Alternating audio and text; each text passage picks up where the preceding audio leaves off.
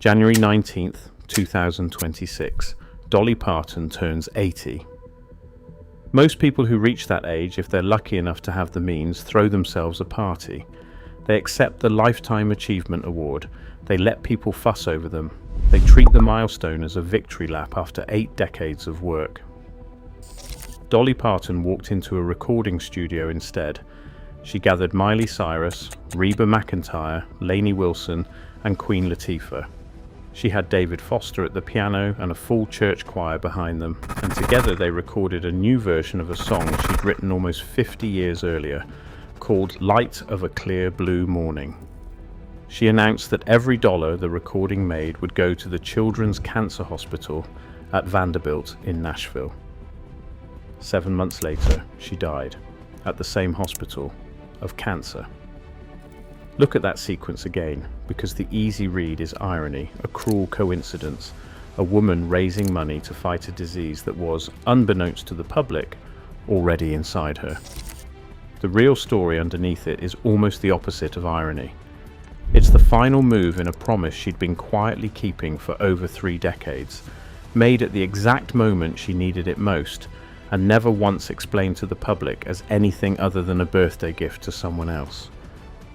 To understand why that timing wasn't coincidence, you have to go back to 1993, long before anyone was talking about celebrity philanthropy on the internet, because that's where this story actually starts. And it doesn't start with Dolly at all. It starts with a 4-year-old girl named Hannah Dennison, the daughter of Dolly's younger sister, Rachel. Hannah was diagnosed with aggressive leukemia. If you have ever gotten that phone call about a child in your own family, you know what it does to a room. Every other concern in your life goes silent at once. Hannah was rushed to Vanderbilt Children's Hospital, and for 4 years she went through the grinding reality of pediatric cancer treatment, chemotherapy, blood transfusions, weeks at a time inside a hospital room. And by every account of people who were there, Dolly Parton was not a name attached to a foundation writing checks from a distance. She was in the building. She sat by Hannah's bedside. She watched the nurses working impossible hours, and she watched other families in the same waiting room praying for the same miracle she was praying for. Hold that image, because it's going to come back transformed. Hannah survived. She went into remission and grew into a healthy adult. Dolly called her, for the rest of her own life, her chemo hero. And that phrase wasn't just sentimental language for interviews.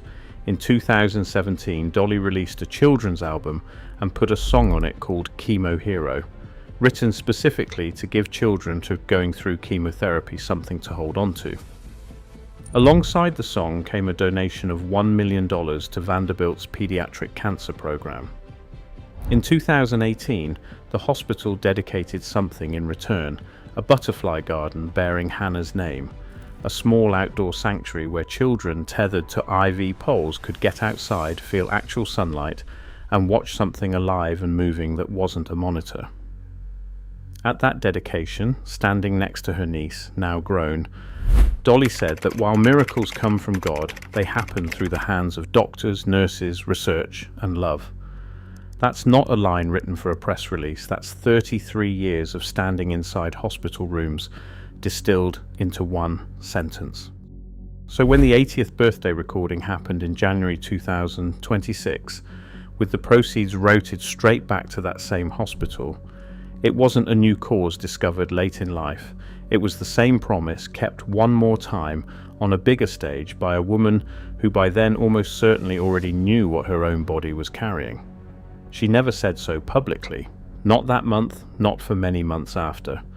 And that silence is where the real story of this last year actually lives. To understand the silence, you first have to understand what her whole public persona had actually been built to do, because it wasn't decoration. For 60 years, Dolly Parton presented the world with rhinestones, towering wigs, 6-inch heels, and an endless stream of jokes at her own expense. She's the one who coined the line that it costs a lot of money to look this cheap. Audiences read all of that as showmanship, and it was, but it was also something more deliberate than showmanship. It was a wall. Every sequin she put on, every self-deprecating joke she handed a talk show host was currency she was spending so that she would never have to hand over anything real. That persona let her be one of the most beloved, most accessible public figures in the world, while keeping her actual private life, her 60-year marriage to Carl Dean, her health, her fear, completely behind a door nobody else got to open. Once you see the wall for what it was, the last year of her life stops looking like a woman hiding something shameful and starts looking like a woman making one final, deliberate use of a tool she'd built decades earlier for exactly this purpose. Watch how precisely that tool got used in October 2025. Her sister Frida posted online asking fans to pray for Dolly, and the internet did what the internet does, spinning the request into rumors that she was in critical condition.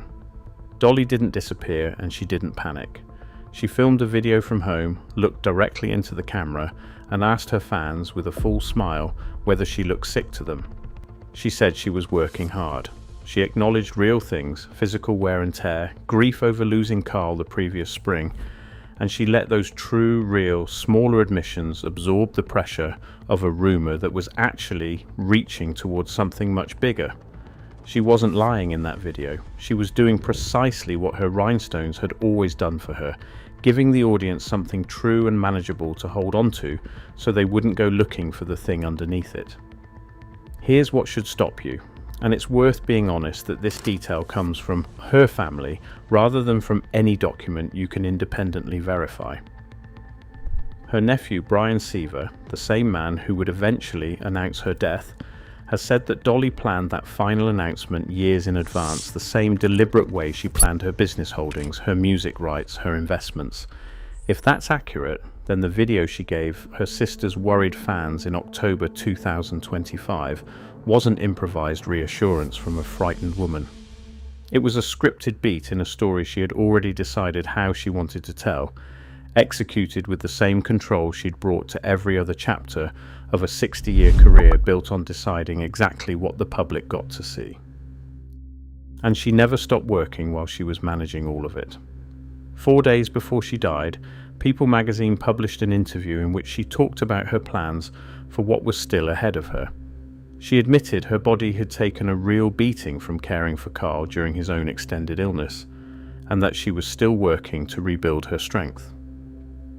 In that same interview, she said plainly that even though she was still healing, she was still working. She was developing a Broadway musical based on her own life. She was planning a hotel and museum experience in downtown Nashville. She was consulting on avatar technology that could let digital versions of her performances keep going long after she couldn't.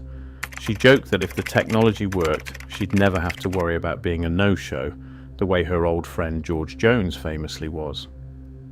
Read that joke again once you know what she actually knew about her own timeline. That's not a woman in denial about her mortality. That's a woman who had already made peace with it and was still finding it funny. So why keep the diagnosis itself out of all of that? Consider, honestly, what actually happens to a public figure the moment a serious diagnosis becomes public record. The story stops being about the person and starts being about the countdown. Every subsequent headline becomes a health bulletin. Every public appearance gets read for how thin or pale or frail someone looks. Strangers arrive with unsolicited advice and invasive questions, and the people who love that person start grieving them while they're still alive, which robs both sides of whatever ordinary time might still be left. Dolly Parton spent her entire adult life turning herself into one of the most examined faces on the planet, on her own terms, in categories she chose. The one category she never opened to that scrutiny was her own mortality, and given everything else about how deliberately she managed her image, it's hard to read that as anything other than a final, conscious boundary rather than an oversight. There's a wider argument buried in that choice, and it's worth sitting with rather than rushing past, because it cuts against a lot of what's become normal. We live now inside a culture that treats privacy about illness as suspicious, almost as a form of dishonesty.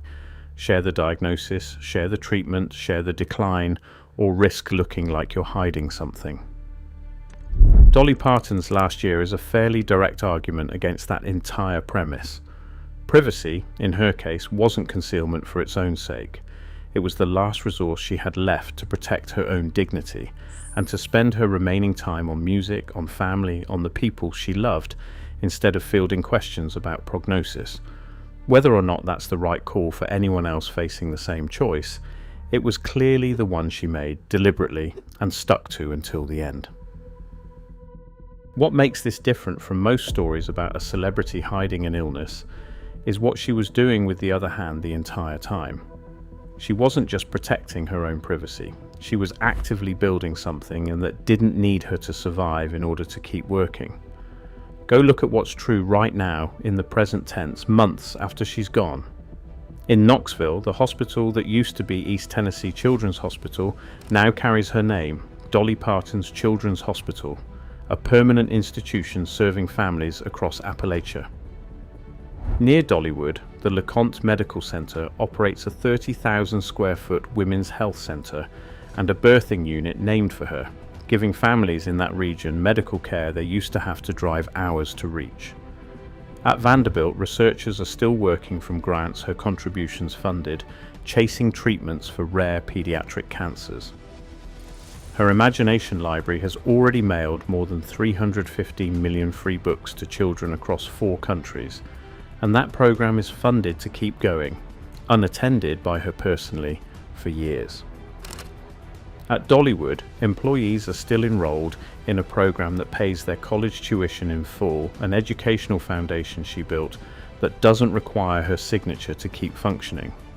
That's the part of this story that separates it from the ordinary shape of a beloved public figure's death. Most legacies start eroding the moment the person who built them is gone. The foundation runs out of momentum, the brand gets sold, the impact quietly winds down over a decade. Dolly Parton built something closer to a machine designed specifically not to need her funded and structured years in advance, the same way she apparently scripted the announcement of her own death years in advance, the same way she wrote a check to Vanderbilt in 2017 for a promise made in 1993. Every part of this, examined closely, points to the same trait: a woman who did not wait for crisis to force her hand. She was already inside the hospital rooms decades before anyone was watching. She was already funding the research before her own body needed it. Go back to that recording studio in January 2026. 4 women's voices layered over a 50-year-old song about waiting out a long dark night for a clear blue morning. At the time, almost nobody watching understood what that session actually was. It read as a birthday celebration, a beloved icon marking 80 years with one more generous gesture for a good cause. It wasn't only that, it was very likely a woman who already knew, at least in some private way, that her own morning was running short, choosing to spend one of her final public acts making sure that other people's children would still get theirs. She never said the word cancer in that studio. She didn't need to. The entire history sitting behind that donation, the 33 years, the butterfly garden, the chemo hero song, the niece who lived, said it for her, to anyone patient enough to trace the timeline all the way back. That's the truth about Dolly Parton's cancer. She never announced it, and in the most important sense, she told the whole story anyway, in every check she wrote and every hospital room she sat in for 30 years before the diagnosis ever had her own name on it.